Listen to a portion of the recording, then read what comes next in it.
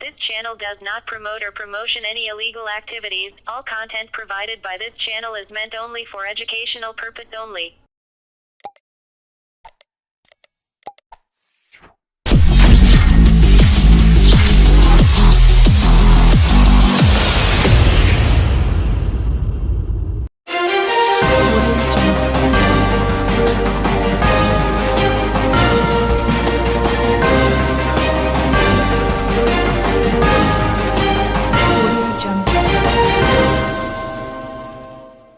চন্দননগরে দিনে দুপুরে দুষ্কৃতীর হামলা, আতঙ্কে স্থানীয় বাসিন্দারা। চন্দননগর পৌর নিগমের ১৩ নম্বর ওয়ার্ডের সুখসনাতন তলা, নাপিতপাড়া এলাকায় ঘটে যাওয়া এক দুষ্কৃতীর হামলার ঘটনায় চাঞ্চল্যের সৃষ্টি হয়েছে। মঙ্গলবার বেলার দিকে এই ঘটনা ঘটে, যেখানে পিনাকি চক্রবর্তী নামে এক স্থানীয় ব্যক্তি আক্রান্ত হন। ঘটনার পর গোটা এলাকায় আতঙ্ক ছড়িয়ে পড়ে। সূত্র মারফত জানা যায়, পিনাকি চক্রবর্তী নামক ওই ব্যক্তি বাজার সেরে বাড়ি ফিরছিলেন। বাড়ির পাশে পৌঁছানোর পর তিনি দেখতে পান এক যুবক সন্দেহজনকভাবে মোবাইলে কথা বলছে। যুবকের আচরণে সন্দেহ হওয়ায় পিনাকি বাবু বাড়ির ভিতরে যাওয়ার পরিবর্তে বাইরে এসে যুবকটিকে জিজ্ঞাসাবাদ করতে শুরু করেন। তখন যুবকটি উত্তরে জানায়, তাকে পার্টি পাঠিয়েছে। পিনাকি বাবু যখন জানতে চান কোন পার্টি তাকে পাঠিয়েছে, তখন দুজনের মধ্যে বাকবিতণ্ডা শুরু হয়। বাকবিতণ্ডার এক পর্যায়ে যুবকটি হঠাৎ করে ব্যাগ থেকে কিছু ধারালো বস্তু বের করে এলোপাথারি পিনাকি বাবুর গলার কাছে এবং হাতে আঘাত করতে শুরু করে। আক্রমণের পর রক্তাক্ত অবস্থায়ও পিনাকি বাবু ওই যুবকটিকে ধাওয়া করার চেষ্টা করেন। তবে যুবকটি সাইকেল নিয়ে দ্রুত এলাকা থেকে পালিয়ে যায়। চিৎকার শুনে স্থানীয় বাসিন্দারা বাইরে এসে পিনাকি বাবুকে রক্তাক্ত অবস্থায় দেখতে পান। এরপর তাকে দ্রুত চন্দননগর মহকুমা হাসপাতালে নিয়ে যাওয়া হয়। প্রাথমিক চিকিৎসার পর পিনাকি বাবু চন্দননগর থানায় গিয়ে এ বিষয়ে একটি লিখিত অভিযোগ দায়ের করেন। ঘটনার খবর পেয়ে চন্দননগর থানার পুলিশ ঘটনাস্থলে পৌঁছে তদন্ত শুরু করে। পুলিশ এলাকায় তল্লাশি চালাচ্ছে এবং আশপাশের সিসিটিভি ফুটেজ খতিয়ে দেখছে। তবে এখনো পর্যন্ত দুষ্কৃতিকারীকে আটক করা সম্ভব হয়নি। স্থানীয় এক বৃদ্ধা উষা পাল, যিনি পাশের বাড়িতে একাই থাকেন, তিনি জানান ঘটনার সময় তিনি বাড়িতে ছিলেন না। পরে ফিরে এসে দেখেন তার বাড়ির ইলেকট্রিক ওয়ারিং খোলা অবস্থায় পড়ে রয়েছে। এই ঘটনায় তিনি ভীষণভাবে আতঙ্কিত হয়ে পড়েছেন। স্থানীয় জনপ্রতিনিধি শুভজিৎ সাউ জানান, তিনি বিষয়টি শুনেছেন এবং পুলিশের সঙ্গে কথা বলেছেন। তিনি দাবি করেন, দুষ্কৃতিকারীকে দ্রুত চিহ্নিত করে কঠোর শাস্তির ব্যবস্থা করতে হবে। এই হামলার ঘটনায় এলাকাবাসীর মধ্যে আতঙ্ক বিরাজ করছে এবং পুলিশি নিরাপত্তা জোরদার করার দাবিও উঠেছে। পুলিশ ইতিমধ্যে তদন্তে নেমেছে এবং দুষ্কৃতীকে দ্রুত গ্রেফতার করার চেষ্টা চালাচ্ছে। স্থানীয় এক বাসিন্দা জানান, চুরি করার উদ্দেশ্যে যুবকটি এলাকায় প্রবেশ করেছিল এবং সেটি পিনাকি বাবু জানার পরেই তাকে শেষ করে দেওয়ার পরিকল্পনা করেছিল ওই দুষ্কৃতী। আমাদের এলাকার শান্তিপ্রিয়, এমন ঘটনা আগে কোনোদিন ঘটেনি। সত্যি এই ঘটনা সকলের মধ্যে আতঙ্ক সৃষ্টি করেছে। ঘটনাটা কি ঘটেছে? ঘটনাটা ঘটেছে তখন ওই 11:10-15 হবে।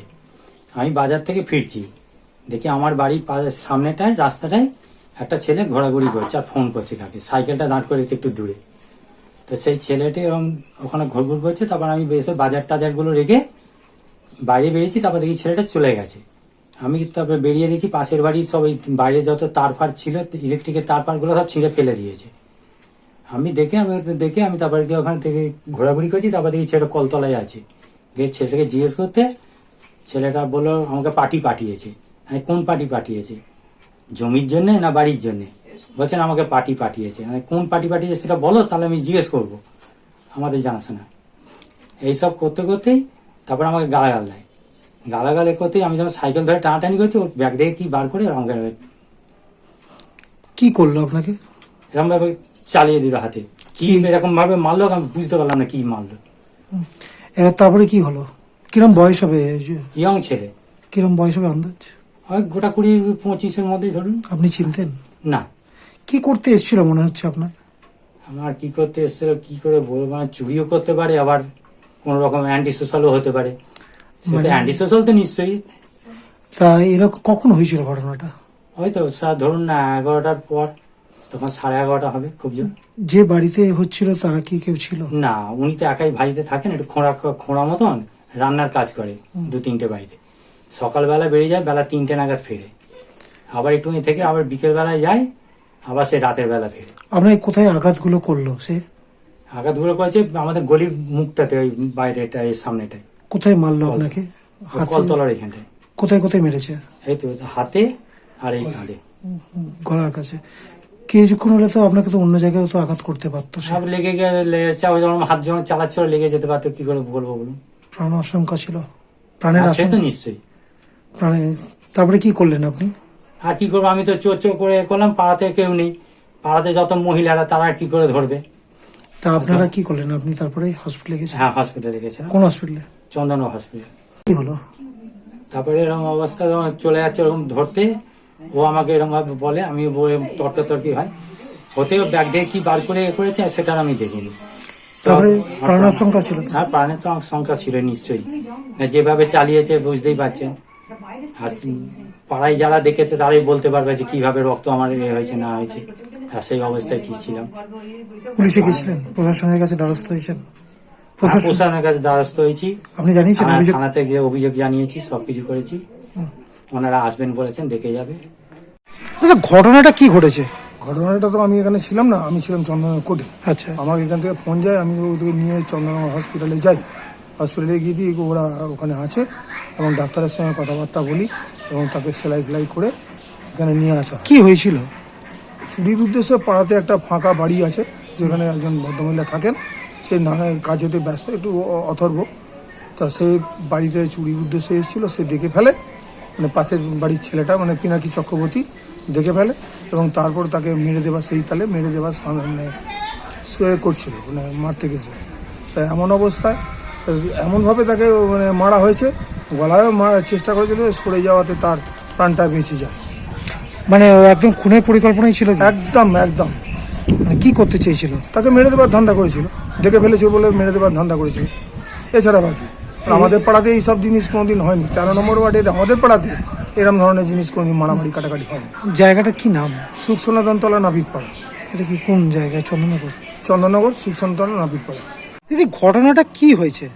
আমি বাড়ি থেকে হঠাৎ দেখি চেঁচামেচি। কি হয়েছে না, আমার এই এক পাড়ার ভাই, মানে পাশের বাড়িতেই দেখছি রক্তাক্ত অবস্থা, তার হাত, কাঁধের ওখানটা, হাতটা 3-4 জায়গায় কেটে গেছে, একবার ডিপে রক্ত মানে ঝুঁঝিয়ে পড়ছে। আমি তো দেখে, তারপরে তো কেউ কোথাও নেই, এক দুষ্কৃতী হামলা হয়েছে, এমনকি ওর প্রাণও যেতে পারতো, যেরকম অবস্থাটা হয়েছিল। কেন হলো এরকম কিছু কেন জানতে? হলো কিছু জানি না, চুরির উদ্দেশ্যে এসেছিল।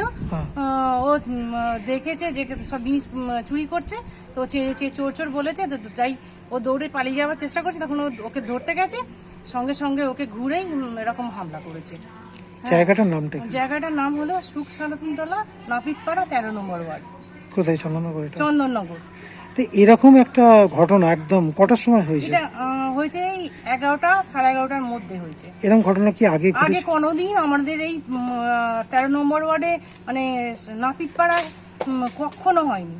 এরকম একটা ঘটনা, দুষ্কৃতী হামলা একদম বেলাতে, হ্যাঁ তা প্রাণ আশঙ্কা হতে পারত। হ্যাঁ, ওর প্রাণও তো যেতে পারতো, যেভাবে রক্ত বেরিয়েছে, আর যেভাবে আমি রক্তটা দেখেছি, ওর হাতটা তো আমি বেঁধেছি, দেখেছি তো ভীষণভাবে, একবারে ওরে বাপরে ভীষণভাবে কেটে গেছে।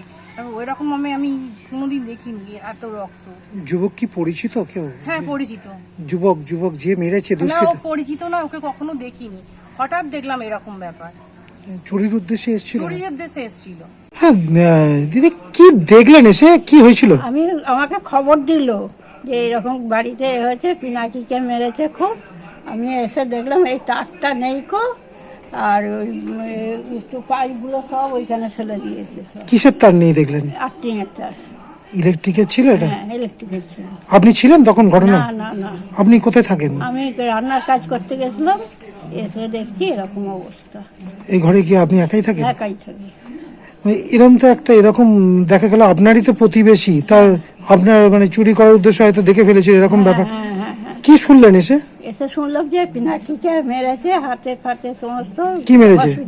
ছুরি মেরেছে, হসপিটালে গেছে সেলাই ফেলাই করতে, তারপরে এলো, দেখলাম এই অবস্থা, একদম কাঁধের কাছটা কাটা, হাতটা কাটা। তো এরকম ঘটনা আতঙ্ক পড়ছে আপনার? আতঙ্ক লাগছে? হ্যাঁ, আতঙ্ক তো লাগবেই, রাত্রিবেলা একলা থাকি একদম। এরকম ঘটনা আগে ঘটেছিল? না, কোনোদিন ঘটেনি। ছোট প্রথম? থেকে আছি, কোনোদিন ঘটেনি এরকম, এই প্রথম? এই প্রথম। পুলিশ এসেছিল? হ্যাঁ, পুলিশ এলো তো, সব দেখলো। পুলিশ কিছু জিজ্ঞাসা করলো? ওই খালি জিজ্ঞেস করলো কি হয়েছে এটা।